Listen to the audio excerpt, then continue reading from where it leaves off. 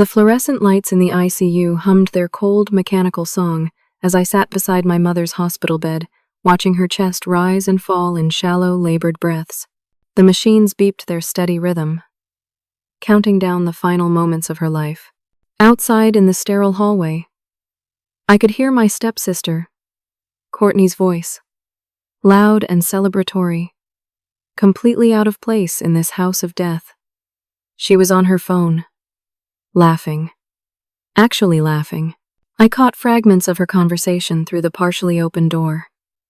$700 million. The lawyer just confirmed it. Everything goes to me.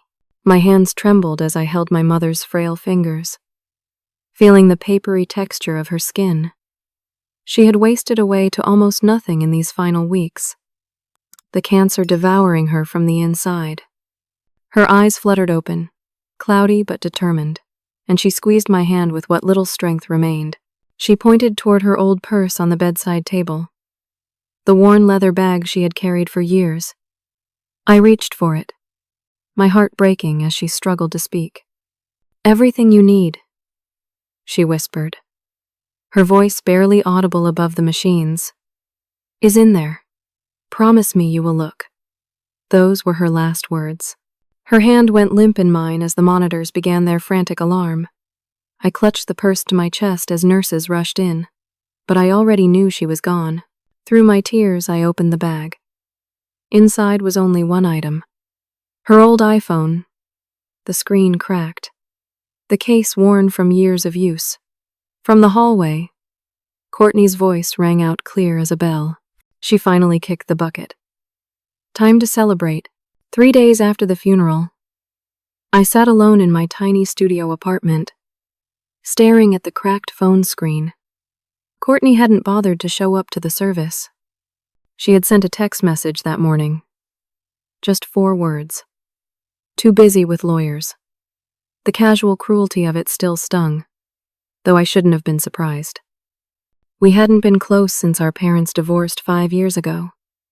My mother and Gregory, Courtney's father, had seemed happy once. But something changed. The divorce came suddenly, and my mother walked away with almost nothing. She moved into a cramped apartment across town, went back to work as a seamstress, barely scraping by, while Gregory continued living in the mansion. When he died 8 months ago, he left everything to Courtney, every single penny. My mother hadn't contested it. She had just grown quieter, thinner, sadder, until the cancer diagnosis came. 3 months later, I worked as a waitress at a chain restaurant, making barely enough to cover rent and groceries. The minimum wage didn't stretch far in this city. As I plugged in my mother's phone to charge, I thought about how unfair it all seemed. Courtney, with her designer clothes and luxury car, celebrating a $700 million inheritance. Me, with a broken phone and a grief that felt like it might swallow me whole. But my mother had said there was something important here. She had used her last breath to make me promise to look. So I would look. It took 2 hours for the phone to charge enough to turn on. My hands shook as I entered the passcode. My own birthday. The one she always used for everything. The screen lit up, and I found myself staring at a folder right in the center of the home screen. It was labeled in all caps. For my daughter. My throat tightened. I tapped it open. Inside were 4 subfolders. Photos, containing hundreds of images. Voice memos, with 47 files. Documents, with 12 PDF files. Videos, with 8 recordings. I sat there for a long moment, almost afraid to start. Then I clicked on the first voice memo. My mother's voice filled the tiny apartment. Weak and breathy, but unmistakably hers. "Catherine, if you are hearing this, I am already gone. I am so sorry I did not tell you the truth sooner."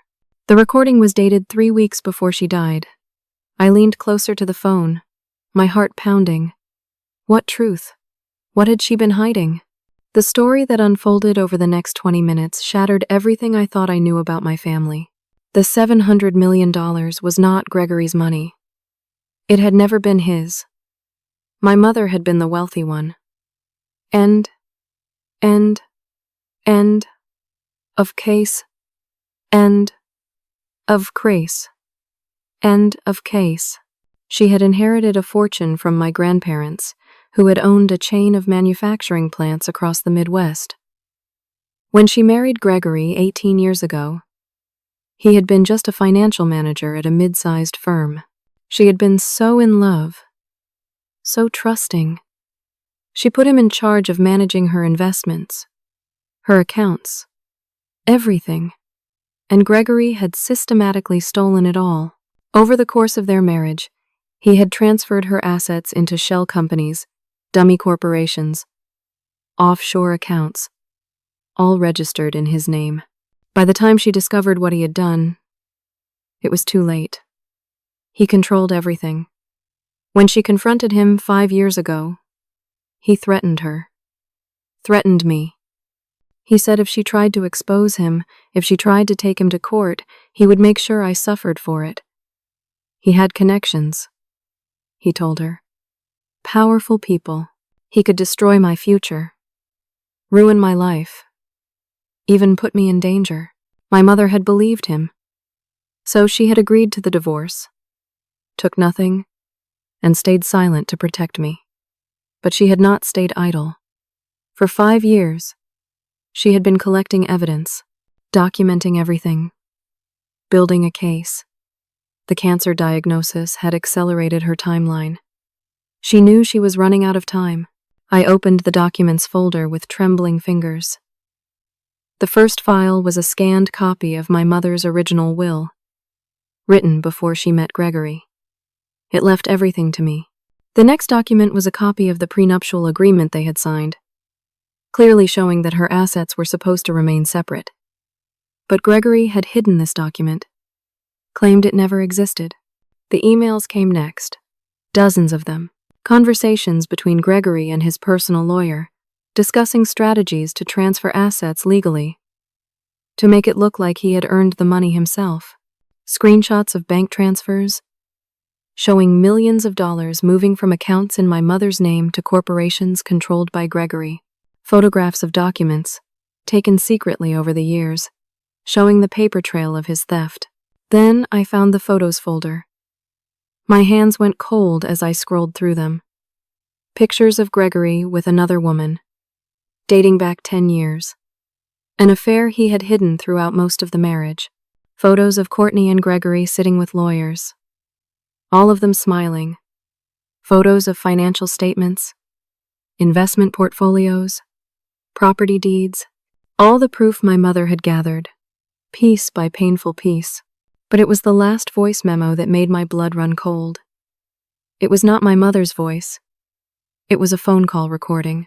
I recognized Gregory's voice immediately. That smooth, confident tone he always used.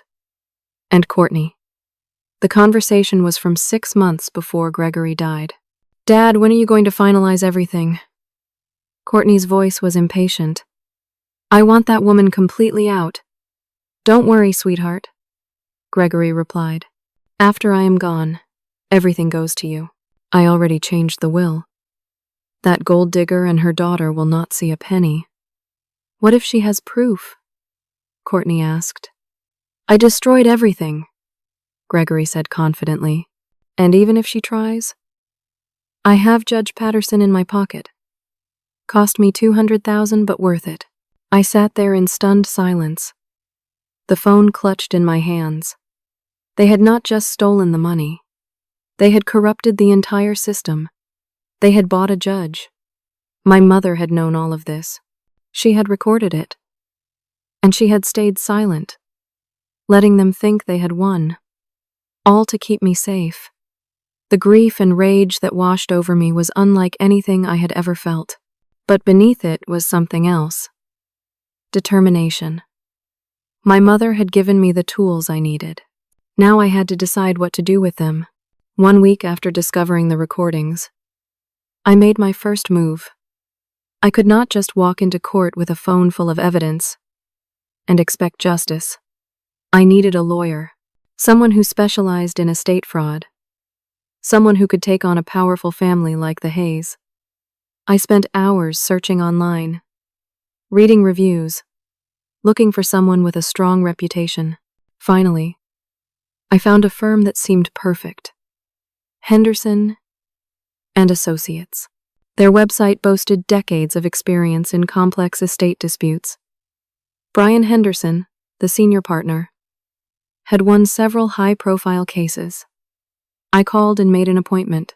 The office was in a sleek downtown building, all glass and chrome.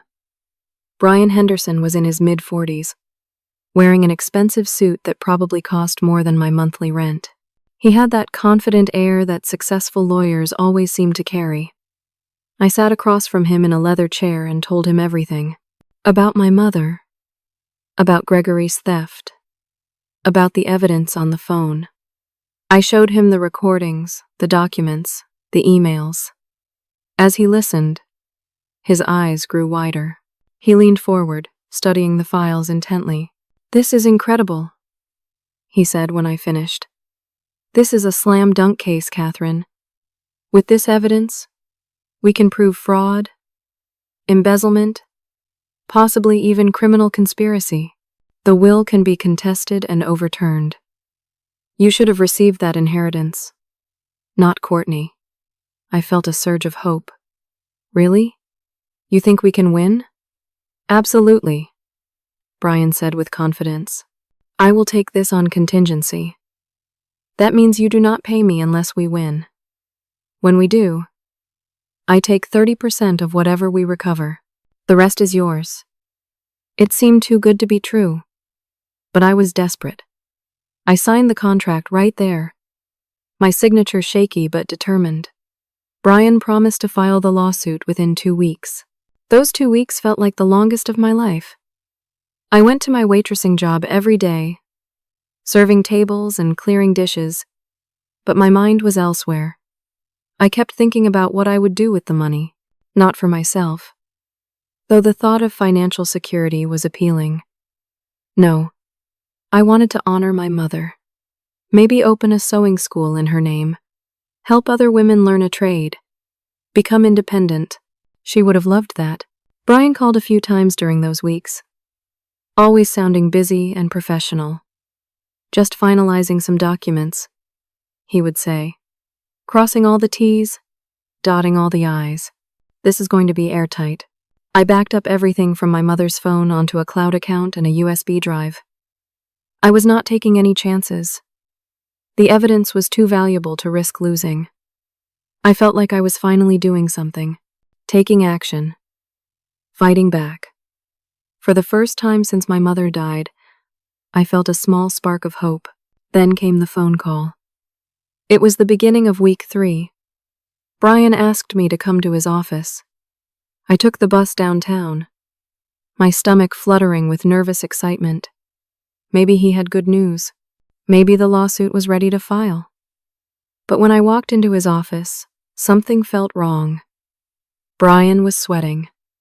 His confident demeanor had evaporated. He would not quite meet my eyes. "Catherine, I am sorry," he said abruptly. "I cannot take your case." The words hit me like a physical blow. "What? Why? You said it was a slam dunk." I felt panic rising in my chest. He shuffled papers on his desk, still not looking at me. "After deeper investigation, the evidence is not as strong as I initially thought. These recordings could be considered fabricated. The documents might not hold up in court. I cannot risk my firm's reputation on a case that might fail." "But you saw everything," I protested, my voice rising. "The emails, the bank records, the recorded phone call. How can that be fabricated?" Brian finally looked at me, and I saw something in his eyes. Fear. "I just cannot do it," he said. "I am sorry." He handed me back the USB drive and tore up our contract right in front of me. I stood there, stunned and hurt, watching the pieces of paper fall into his trash can. I left the office in a daze, tears streaming down my face. I sat in my car in the parking lot for a long time. trying to understand what had just happened. Something felt off. Brian had been so confident, so certain. What had changed? Then I saw it. A silver Mercedes pulled into the parking lot. I recognized it immediately. It was Courtney's car. I watched as my stepsister stepped out, dressed in an elegant navy suit, her blonde hair perfectly styled. She walked into the building with the confidence of someone who owned the world. My instinct screamed at me. I got out of my car and moved closer to the building, staying out of sight. I positioned myself near a window where I could see into the lobby. Courtney took the elevator up to Brian Henderson's floor. I waited, my heart pounding. 20 minutes later, I crept closer to Brian's office window. The blinds were partially open. I could see Courtney sitting across from Brian, and I could hear their voices through the thin glass. "Good job, Brian," Courtney was saying. "Here's the rest of your payment. 50,000 as promised?" Brian's voice was eager now. "In cash," Courtney confirmed. "Make sure she does not find another lawyer who will actually help her." My blood turned to ice. Brian had been bought. From the very beginning, he had been working for Courtney. The whole thing had been a setup to waste my time and crush my hope. I stumbled back to my car, feeling sick. But I was not giving up. Over the next week, I called 12 different law firms, and one by one, they all turned me down. The first few seemed genuinely interested until I mentioned the Hayes estate. Then suddenly, they had conflicts of interest. Or the case was too complex. Or it was not their specialty. The excuses varied, but the result was always the same. No. At the 13th firm, a grizzled old lawyer finally told me the truth. "Look, kid," he said wearily. "I will be honest with you. The Hayes family has deep connections in this city. Nobody wants to go against them. You are wasting your time and mine." He hung up before I could respond. I realized with growing horror that Courtney had blacklisted me. She had made sure no lawyer in the city would touch my case. I was alone. That night, I received an email. The sender was anonymous. The subject line read, "You are making a mistake." I opened it with shaking hands. The message was short. "Drop this now. Your mother was smart to stay quiet. You will not be so lucky. This is your only warning." But it was the attachment that made my blood run cold. Photos of me, walking from my apartment to work, getting out of my car, shopping at the grocery store. Someone had been following me, watching me, documenting my every move. Courtney knew where I was at all times. The message was clear. Back off, or face the consequences. I sat alone in my apartment that night, the lights off, feeling more scared and isolated than ever before. Every car that passed outside made me jump. Every shadow seemed threatening. Courtney was not just rich and connected. She was dangerous. And she would do whatever it took to protect her stolen fortune. 2 weeks passed in a haze of fear and paranoia. I kept going to work, kept paying my bills, but I felt like I was walking through a nightmare. The surveillance had not stopped. Every few days, I would receive another anonymous email with new photos. Me at the laundromat. Me at the bus stop. Me sitting alone in a park. The message was always the same. We are watching. I started to feel like I was losing my mind. How could I fight someone who had this much power? Someone who could buy lawyers, judges, and apparently hire people to stalk me? Then I remembered something. A name my mother had mentioned years ago.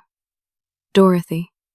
They had been friends for over 20 years, ever since before my mother married Gregory. Dorothy had been an accountant at a major firm before she retired. If anyone might help me understand the financial documents, it would be her. I found Dorothy on Facebook. She was in her early 60s now, living in a small house on the other side of town. I sent her a message explaining who I was. She responded within an hour. Oh, sweetheart. Of course I remember you. Please come visit. I would love to see you. Dorothy's house was warm and cozy, filled with photos and knickknacks from a lifetime of memories. She hugged me tightly when I arrived, and I broke down crying in her arms. She made tea, and we sat in her living room while I told her everything. About my mother's death, about the phone, about the evidence, about Brian's betrayal and Courtney's surveillance. Dorothy listened intently, her face growing more and more angry. I knew Gregory was a snake, she said when I finished. Your mother told me years ago that she suspected he was stealing from her, but I did not realize it was this extensive. She squeezed my hand. Let me help you, Catherine. I still have connections in the financial industry. I used to do forensic accounting. We can trace the money together. For the first time in weeks, I felt like I could breathe. Someone believed me. Someone was on my side. Over the next 2 weeks, Dorothy and I met every evening at her house. She went through every document on my mother's phone with a professional eye, making notes, creating spreadsheets, following the money trail. She discovered that Gregory had funneled the stolen assets through 7 different shell companies, all registered in Delaware and Nevada to avoid scrutiny and taxes. The money had been moved around, disguised as business investments and consulting fees, but ultimately it all ended up in one place. A trust fund called the Hayes Family Legacy Trust, with Courtney listed as the sole beneficiary. This is blatant money laundering, Dorothy said, shaking her head. He stole your mother's money and cleaned it through these fake companies. This is absolutely illegal. We created a detailed report, 45 pages long, documenting every transaction, every transfer, every fraudulent move Gregory had made. It was comprehensive and damning. Dorothy said she had a friend who worked at the Securities and Exchange Commission. Her name was Amanda, and she had decades of experience investigating financial crimes. Dorothy, can you set up a meeting? I asked, hardly daring to hope. Of course, Dorothy replied. Amanda owes me a favor. She will see us. The meeting was scheduled for the following Tuesday. Dorothy and I arrived at the SEC building downtown, carrying printed copies of our report and the USB drive with all the evidence. Amanda met us in a conference room. She was a professional-looking woman in her mid-50s, wearing a sharp suit and carrying a leather briefcase. She shook our hands and invited us to sit. Dorothy made the introductions, and then I began presenting the evidence. I walked Amanda through everything: the recordings, the emails, the financial statements, the shell companies. She took notes carefully, asking pointed questions, her expression growing more serious as the presentation went on. This is incredibly thorough work, Amanda said when I finished. If everything you are showing me is accurate, this represents serious financial fraud. We could freeze the assets and launch a criminal investigation.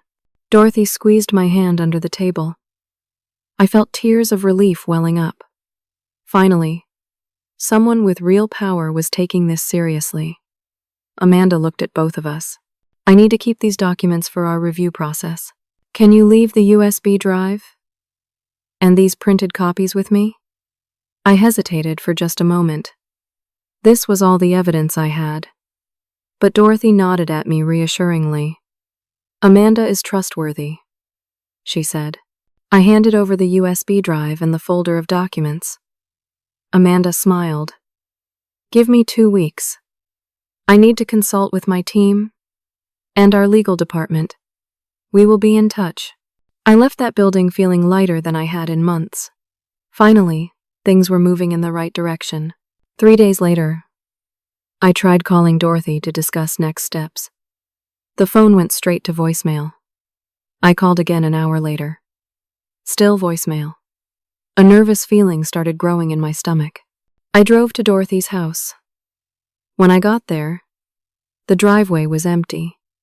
The house looked dark and abandoned. I knocked on the door. No answer. A neighbor was getting his mail across the street. I called out to him.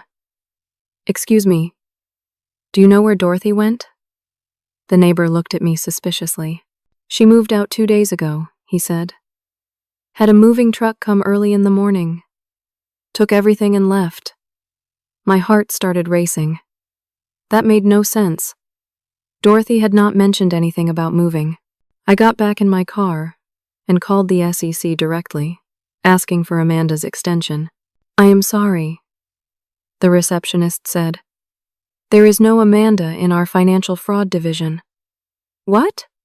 I said, my voice rising. "I met with her 3 days ago." The receptionist clicked on her computer. "We have an Amanda Torres in a different department, but she has been on medical leave for 2 months. She could not have met with anyone." The world tilted beneath me. No. This could not be happening. Dorothy and Amanda had both been fake. Or rather, Dorothy had been working for Courtney all along, and Amanda was just an actress playing a part. I raced home, my mind spiraling. I tried to log into my cloud backup account, where I had stored copies of all the evidence. Access denied. Password changed. Someone had hacked my account and deleted everything. I ran to my bedroom and tore apart my dresser, looking for the original USB drive I had kept hidden. It was gone. Dorothy must have taken it when I gave her my spare apartment key, trusting her completely. I fell to my knees, sobbing. Everything was gone. All the evidence my mother had spent 5 years collecting. Destroyed. That evening, a package was delivered to my apartment. I opened it with shaking hands. Inside was my mother's phone. Except, it was not just damaged. It had been completely smashed. The screen was shattered into 1,000 pieces. The casing was bent and broken. It was utterly destroyed. There was a note inside. "You have no evidence now. No lawyer. No proof.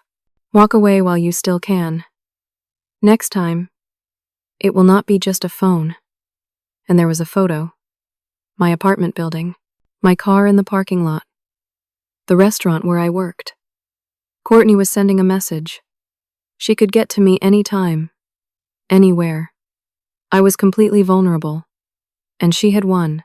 I spent that night sitting in the dark, staring at the broken phone, feeling more alone than I ever had in my life. My mother had suffered in silence for 5 years to protect me, and now, all her work was destroyed.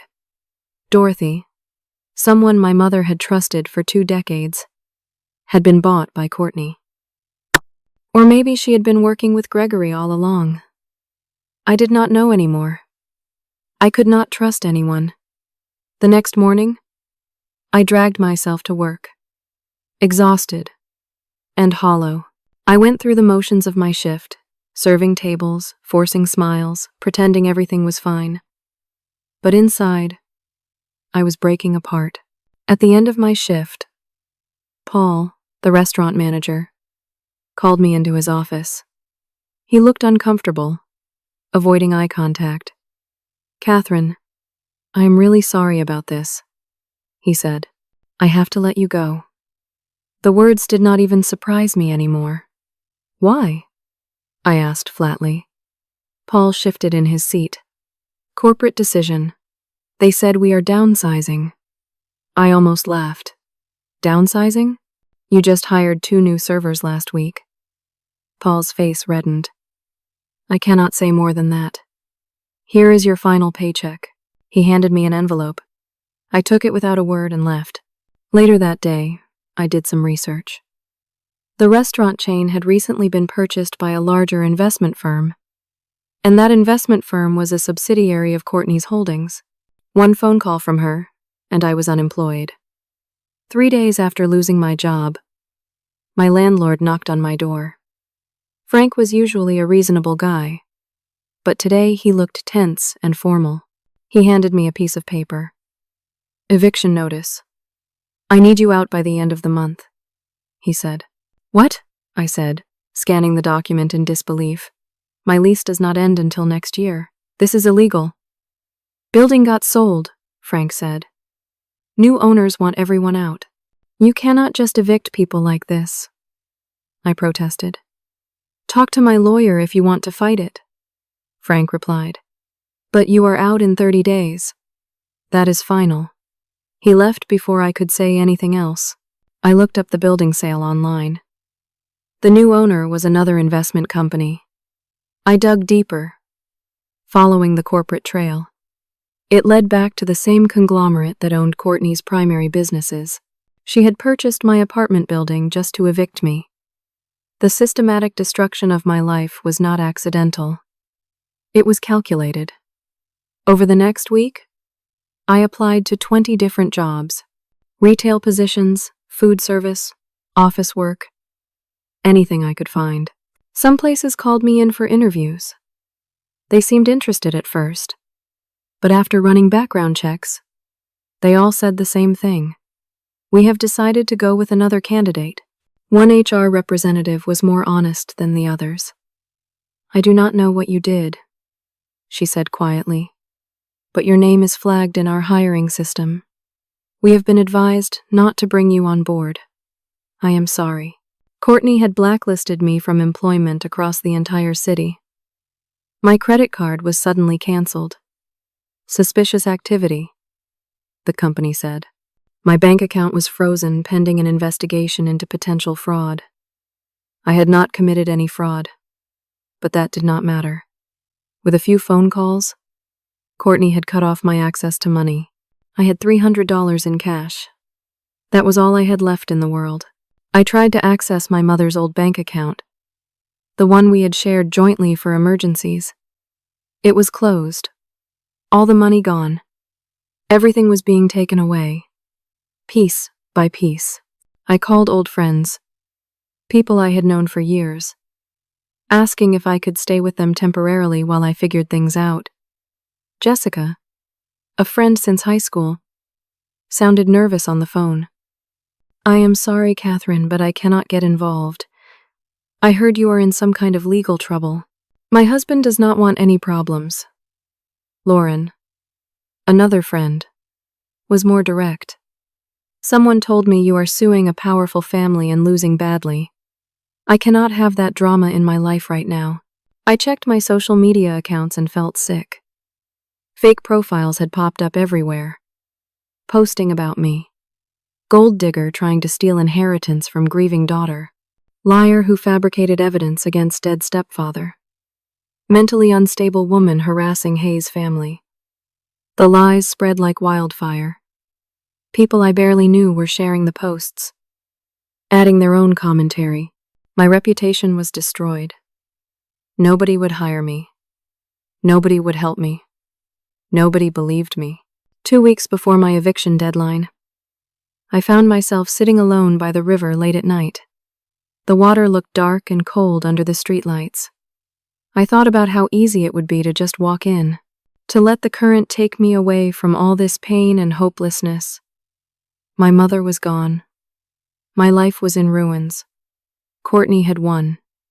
What was the point of fighting anymore? But as I sat there, staring into the water, I remembered my mother's face. I remembered her holding my hand in that hospital bed, using her last breath to tell me to look in the phone. She had fought for 5 years in silence, enduring Gregory's abuse and theft, all to protect me. She had gathered all that evidence knowing she might not live to see justice. And her last act was to give me the tools to finish what she started. Promise me you will look, she had whispered. I had promised, and I had looked. But maybe the phone was not the only thing she had left for me. Maybe there was more. I rushed back to my apartment, suddenly frantic. I had 2 weeks left before eviction. I tore through my belongings, searching through the small box of my mother's things that the hospital had given me. Her reading glasses, a book of poetry, a small jewelry box I had seen 1,000 times. I picked up the jewelry box, opening it carefully. Inside were a few simple pieces. A silver bracelet, some earrings, nothing valuable. But as I lifted the inner tray, I saw something. The bottom of the box had a slight irregularity. I peeled back the velvet lining. Taped to the underside was a small SD card. My hands trembled as I pulled it free. There was a label on it in my mother's handwriting. Insurance policy. I ran to my laptop and inserted the SD card. The files loaded slowly, and I held my breath. When I saw what was there, I started crying. Not just copies of everything that had been destroyed. My mother had made backups of backups. But there was more. So much more. New video recordings of my mother, filmed before she got too sick, explaining everything in detail. Additional documents she had collected after creating the phone files. Screenshots of more emails. Bank statements I had not seen before. And something else. A list of witnesses. People who had worked for Gregory's firm and had seen the fraud firsthand. Next to each name were notes about what they knew, and at the top of one document was a name and phone number. Marcus Webb, investigative journalist, The Transparency Project. Below that, my mother had written a note. Catherine, if you found this, you have been through hell. Do not give up. Marcus will help you. He owes me a favor. This is bigger than just money. It is about truth. I love you forever. Mom. I sat there on my bedroom floor, clutching that SD card like it was the most precious thing in the world. My mother had known. She had anticipated everything. The destroyed phone, the stolen evidence, the betrayals. She had prepared for it all. I was not alone. She had left me one more weapon, one more chance, and I was going to use it. I had 10 days left before my eviction when I sent the email to Marcus Webb. The subject line was exactly what my mother had told me to write in her note. Catherine's daughter needs help. I did not know if he would respond. I did not know if my mother's favor still held weight after all these years. But 2 hours later, my laptop pinged with a reply. Meet me tomorrow. Come alone. Coffee shop on 5th and Main. 3 p.m. Do not be late. That was all it said. No pleasantries. No questions. Just a time and place. I arrived at the coffee shop 15 minutes early, my nerves jangling. Marcus Webb was not hard to spot. He sat in a corner booth, a laptop open in front of him, a notebook filled with cramped handwriting beside it. He was in his late 40s, with scruffy dark hair going gray at the temples and intense eyes that seemed to take in everything at once. He looked up as I approached and gestured to the seat across from him. You are Catherine, he said. It was not a question. I nodded and sat down. Marcus studied me for a long moment before speaking again. Your mother saved my career 10 years ago. I was investigating a pharmaceutical company for falsifying drug trial data. They had money, lawyers, and powerful friends. I had the truth, but nobody willing to go on record. Nobody, except Catherine. She had worked briefly as a contractor for one of their subsidiaries. She saw documents that proved the fraud. She testified, knowing it could cost her professionally. Without her courage, I would have lost everything. That story won me awards and established my reputation. I owe her my life. So tell me everything. And I did. I spent an hour laying it all out while Marcus took notes. Gregory's theft, the shell companies, the bribes, Courtney's complicity, the destroyed evidence, the blacklisting, the surveillance, the systematic destruction of my life. When I finished, I pulled out the SD card. This is everything my mother collected. I said, it is the last copy. If I lose this, it is over. Marcus took the SD card and inserted it into his laptop. He spent 20 minutes reviewing files, his expression growing darker. This is bigger than I thought, he said finally. Gregory Hayes was not just stealing from your mother. I have been tracking his firm for years. There were rumors of fraud, but nothing concrete. This evidence could expose a pattern of theft that spans decades. Multiple victims, millions of dollars, maybe more. He looked at me directly. If we do this right, we can destroy them. But it will be dangerous. Courtney will fight back hard. Are you ready for that? I thought about my mother, wasting away in that hospital bed while Courtney laughed in the hallway. Yes, I said. I am ready. Marcus nodded. Then let me introduce you to my team.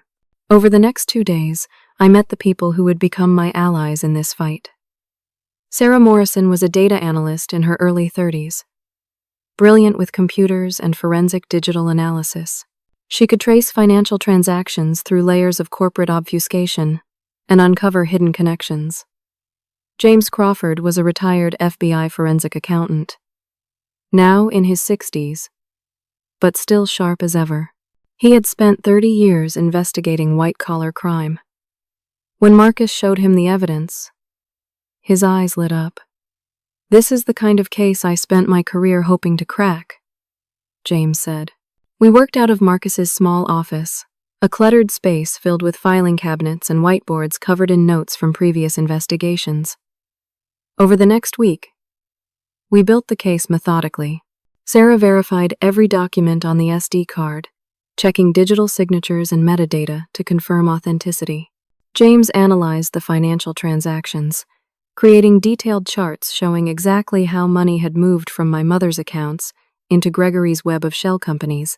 We tracked down 3 of the witnesses my mother had listed. 2 of them initially refused to talk, scared of repercussions. But when we showed them the evidence we already had, they realized the truth was coming out, whether they helped or not. They agreed to go on record. Their testimony was devastating. One man, a former junior accountant at Gregory's firm, described how he had been ordered to create fake invoices to justify transfers. Another woman, who had worked as Gregory's assistant, had witnessed him forging my mother's signature on documents. The third witness was a lawyer who had quit Gregory's firm in disgust after discovering the fraud. He had kept copies of incriminating emails as insurance. We discovered that Gregory's financial crimes went even deeper than my mother had known. He had offshore accounts in the Cayman Islands, properties registered under fake names, a pattern of defrauding clients that went back 15 years. And we found the connection to Judge Patterson, the one mentioned in the phone recording. Financial records showed Patterson had received $250,000 in payments disguised as consulting fees from one of Gregory's shell companies. It was textbook bribery. But the most damaging discovery came when Sarah uncovered emails between Courtney and Gregory from 3 years ago, well before Gregory's death. The emails proved that Courtney had known about the fraud all along. She had not just inherited stolen money. She had actively helped her father hide assets. She was not an innocent beneficiary. She was a co-conspirator. We worked 18-hour days, surviving on coffee and takeout food. My eviction deadline came and went. I spent my last 2 nights sleeping on Marcus's office couch. I had nowhere else to go. But I did not care anymore. This case had become my entire world. On the 8th day of our investigation, Marcus's office was broken into. We arrived in the morning to find the door forced open, files scattered everywhere. Sarah's backup hard drive was missing. Nothing else was taken. Just that one drive. It was a warning. 2 days later, a hit piece was published on a rival news website. The headline read, "Disgraced journalist Marcus Webb fabricates evidence for desperate woman." The article claimed Marcus was making up stories to revive his dying career, that he had been fooled by a mentally unstable woman seeking revenge. The piece was clearly funded by someone with deep pockets. Every major news aggregator picked it up. Marcus's reputation took a hit. His editor at the Transparency Project called him into a meeting. "They are threatening to sue us for defamation if we publish anything about the Hayes family," the editor said. "We cannot afford that kind of legal battle. We might have to let you go. Marcus refused to back down. If you fire me, I will publish independently, he said. This story is too important. Sarah's personal computer was hacked. She lost weeks of work when her files were corrupted by malware. James received a threatening phone call at his home. A man with a gravelly voice told him, "You are retired. Stay retired, or you will regret it." We knew Courtney was behind all of it, but we pressed on. If anything, the attacks made us more determined. "We are close," Marcus said during one late-night work session. "They are scared. That is why they are trying to stop us. We just need to get this story out. Once it is public, they cannot bury it." We decided on a new strategy. Going to court directly would fail. Courtney controlled too many lawyers and had too many connections. But if we went public first, if we created enough pressure and attention, the legal system would be forced to act. We would publish a comprehensive exposé. It would include video testimony from my mother, interviews with the witnesses, detailed financial analysis, and scans of all the documents. Marcus suggested a title. The $700 million Theft. How Gregory Hayes Destroyed a Widow and Enriched His Daughter. I wrote a personal narrative to accompany the investigation.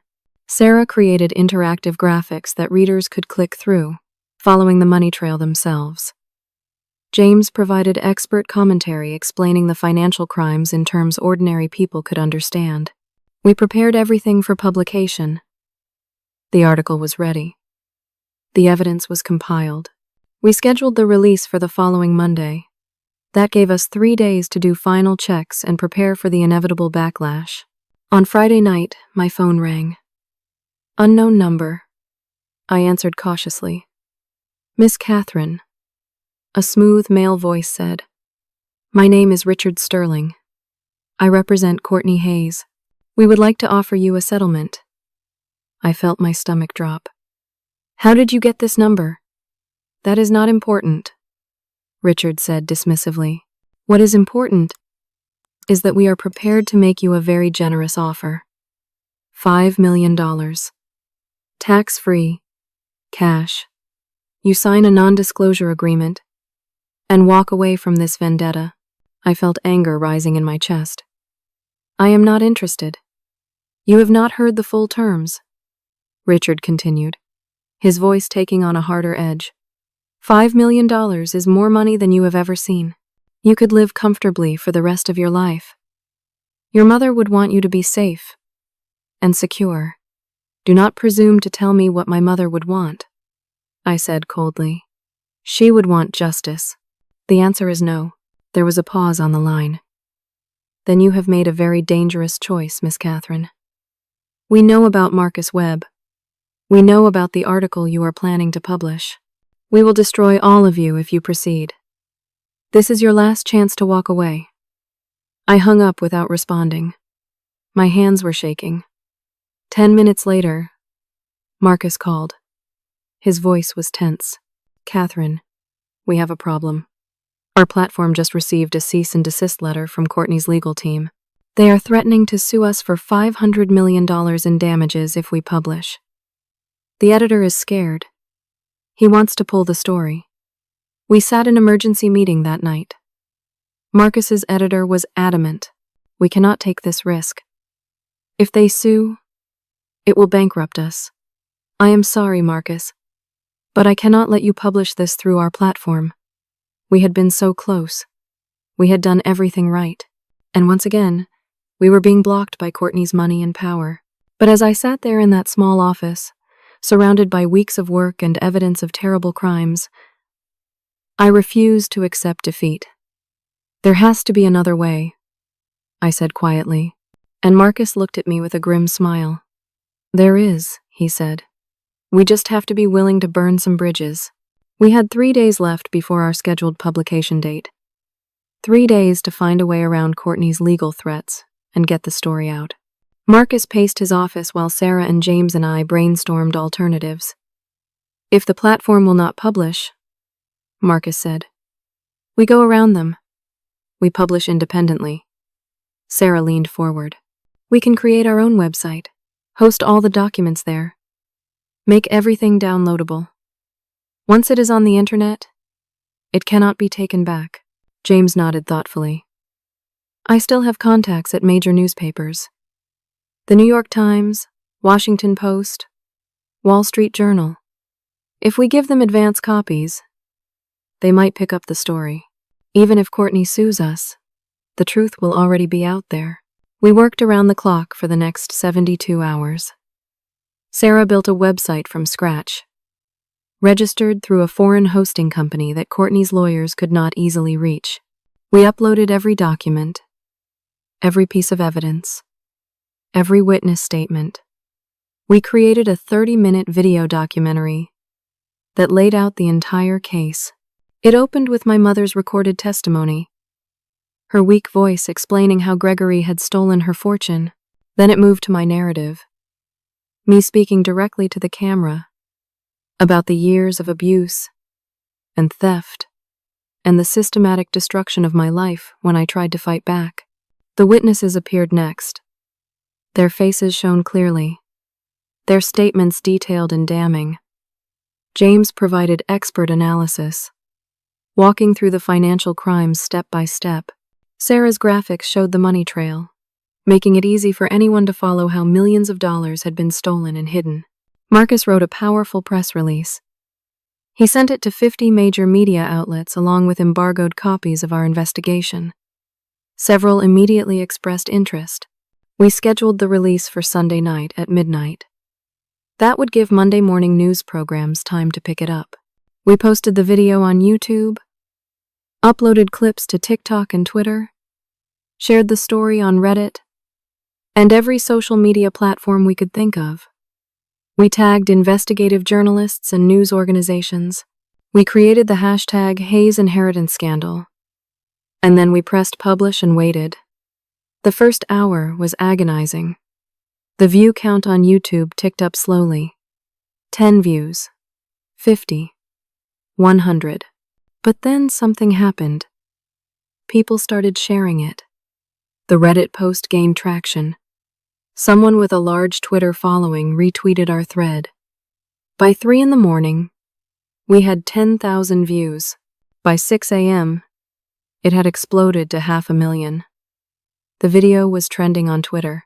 News outlets were calling. Our website crashed from traffic. Sarah worked frantically to upgrade the servers while requests for interviews poured in. By Monday morning, the story was everywhere. The New York Times published a front-page article. Cable news stations ran segments on it. The comment section was filled with outrage. People shared their own stories of inheritance theft and family betrayal. Lawyers began reaching out, offering to help. Some pro bono, others seeing a chance at a landmark case. The public response was overwhelming and almost universally supportive. Within 48 hours, the video had been viewed over 5 million times. But Courtney was not going quietly. Her lawyers filed an emergency injunction trying to force the website down and have the video removed from YouTube. They claimed defamation, invasion of privacy, and theft of proprietary information. But the judge who heard the emergency motion denied it. This appears to be a matter of significant public interest, the judge said. The defendants have presented substantial evidence. I will not suppress speech at this preliminary stage. Courtney's team then tried a different approach. They hired an expensive public relations firm to do damage control. Courtney released a statement calling the allegations baseless lies from a disturbed and vengeful woman. She claimed I was mentally unstable, that grief over my mother's death had made me delusional, that I had fabricated evidence to steal money that rightfully belonged to her. But the public was not buying it. The evidence was too strong, the recordings too clear, the witnesses too credible. Then, Courtney made a fatal mistake. Against her lawyer's advice, she agreed to a television interview with a major network to defend herself. The interviewer was polite but persistent, asking pointed questions about the financial records, the shell companies, the offshore accounts. Courtney tried to maintain her composure, but she was not prepared for real scrutiny. She contradicted herself multiple times. When asked about specific emails that had been published, she claimed they were fake. But when the interviewer pointed out that digital forensic experts had verified their authenticity, she became flustered and defensive. The clip of her stumbling through answers went viral. Late-night comedy shows played it for laughs. Social media tore it apart. Her credibility was destroyed. And then, the legal avalanche began. The district attorney's office announced they were opening a criminal investigation into the Hayes estate. All of Courtney's assets were frozen pending the outcome. The Securities and Exchange Commission launched an official inquiry into the shell companies and offshore accounts. The Internal Revenue Service got involved, investigating potential tax fraud. Judge Patterson, the one who had taken bribes, was suspended pending an ethics investigation. Former employees of Gregory's firm came forward with additional testimony. Other victims, people Gregory had defrauded over the years, contacted me through the website. There were more of them than we had known. 7 other families had lost money to Gregory's schemes. Some had suspected fraud, but never had proof. Now they did. Multiple law firms filed a class action lawsuit on behalf of all of Gregory's victims.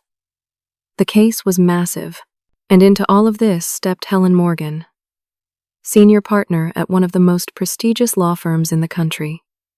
She reached out to me personally. "Miss Catherine," she said when we met at her downtown office, "I have been a lawyer for 30 years. I became one because I believe in justice. Your case is exactly why I do this work. I want to represent you, pro bono. You will not pay me a single dollar unless and until you win. And when you do win, my fee will be minimal. This is not about money for me. This is about making things right." With Helen on our side, everything changed. She filed an emergency motion to contest Gregory's will. She included all of our evidence plus new discoveries her firm had made.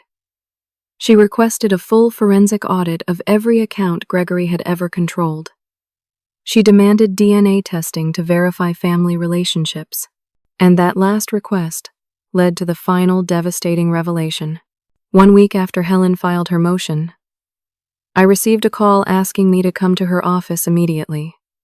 When I arrived, Helen's face was grave. "Catherine," she said, "we received the DNA results. There is something you need to know." I sat down, confused. "What DNA results?" "As part of our investigation, we obtained genetic material from Gregory Hayes through his medical records. We compared it to Courtney's DNA, which we obtained through a court order." Helen paused, choosing her words carefully. "Courtney Hayes is not Gregory's biological daughter." The words hit me like a physical blow. "What?" "But that is impossible." Helen slid a file across the desk to me. "Your mother suspected this. Before she died, she had her own DNA test done. We found evidence of it in her final medical records. She discovered that Gregory's first wife had an affair. Courtney's biological father was a personal trainer named Michael Davidson. Gregory either never knew or chose to ignore it. But Courtney built her entire identity on being the Hayes heiress. It was all based on a lie. The revelation would be made public as part of the court case. There was no way around it. When Courtney's lawyers learned about the DNA results, they requested an emergency settlement negotiation. The meeting was supposed to be just lawyers. But Courtney showed up anyway. I had not seen her in person since before my mother died. She looked different now, thinner, older, with dark circles under her eyes. The confident, polished woman I remembered had been replaced by someone who looked haunted. When she saw me, something in her broke. "You destroyed me," she said, her voice shaking. "I had everything. Now, I have nothing." I felt no satisfaction in seeing her like this, just a deep, tired sadness. "You destroyed yourself," I said quietly. "You stole what was not yours." "My father earned that money," Courtney insisted. But her voice lacked conviction. I pulled out the DNA results. "Gregory was not your father," I said. "Your mother had an affair. You spent your whole life thinking you were someone you are not. And you helped steal a fortune that never belonged to either of you." Courtney's face crumbled. She started crying. And for the first time, I felt something almost like pity for her. She had been living a lie her entire life. When that lie was stripped away, there was nothing left. The settlement negotiations moved quickly after that. With her entire identity and fortune collapsing, Courtney had no fight left. Her lawyers worked out a plea deal with the prosecutors. She would admit to knowledge of the fraud and return all assets. In exchange, she would receive probation instead of prison time.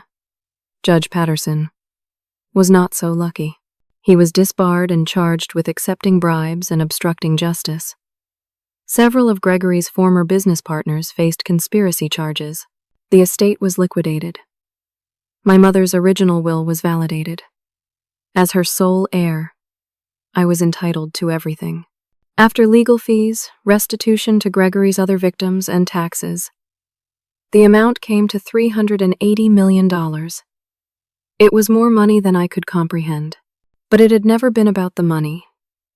It had been about truth and justice and honoring my mother's memory. 3 months after the settlement was finalized, I stood in front of my mother's grave on a crisp autumn morning. The tombstone was new, simple, but elegant, with her name and the dates of her life carved into dark granite. I placed fresh flowers at the base and sat down on the grass beside it. "I come here every week now," I said quietly, as if she could hear me. And maybe she could. "I brought your phone. The screen is fixed now. I had it restored as a keepsake."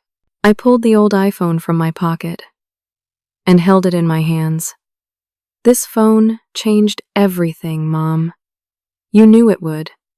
You planned for every possibility, every betrayal, every obstacle. You gave me the tools to fight back. And I did. I won.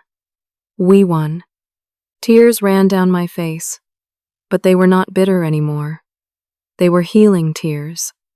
"I know why you stayed silent for so long. You were protecting me. You sacrificed everything, endured abuse and theft and humiliation, all to keep me safe. That is the greatest act of love I can imagine. Thank you for being so strong. Thank you for trusting me with the truth.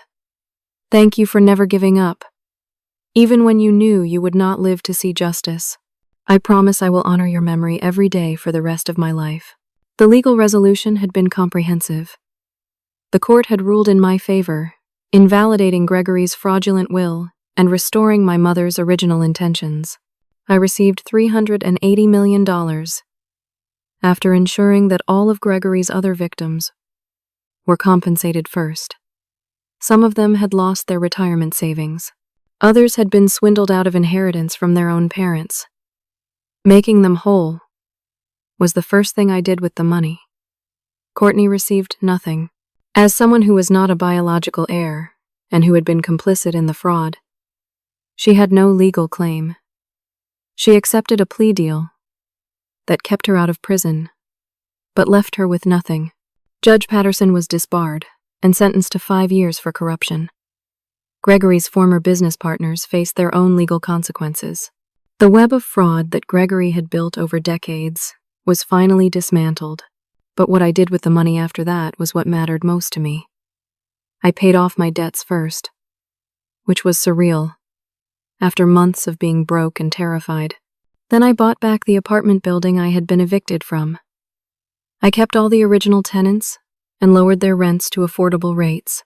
I donated $10 million to cancer research in my mother's name, hoping it might help families who faced what we faced. And then I established the Catherine's Legacy Fund, a foundation dedicated to 3 causes. First, it provides legal assistance to fraud victims who cannot afford lawyers. People who are being cheated by powerful families or corporations now have somewhere to turn. Second, It provides grants for investigative journalism. People like Marcus, who risk everything to expose truth, need support. And third, it helps single mothers in financial distress, giving them resources to achieve independence and security. My mother had been a seamstress, and she always dreamed of teaching her skills to others. So I opened a sewing and textile school in her honor.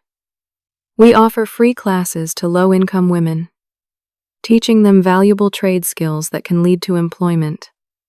We help them start their own small businesses. We create opportunities where none existed before.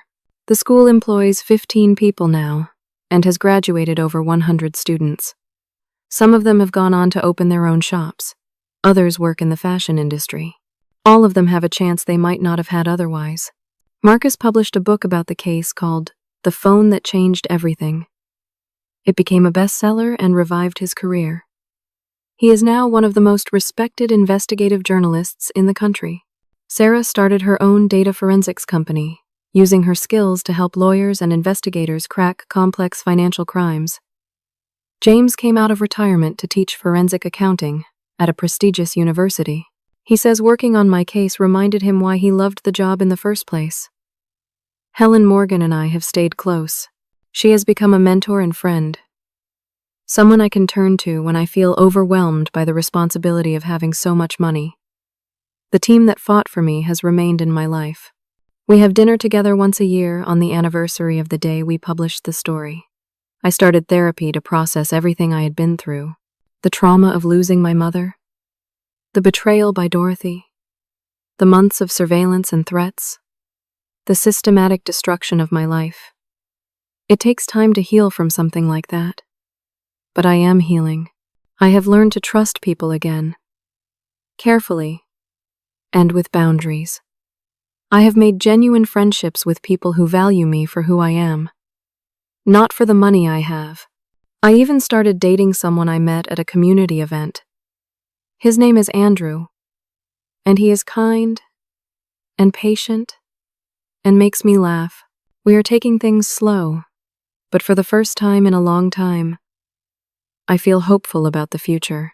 I have done something else too. I forgave Courtney, not for her sake, but for mine. Carrying hatred and anger would only poison my own life. I understand now that she was also a victim of Gregory's lies. She built her entire identity on being the Hayes heiress, and when that was revealed to be false, her world collapsed. She lost everything, including her sense of self.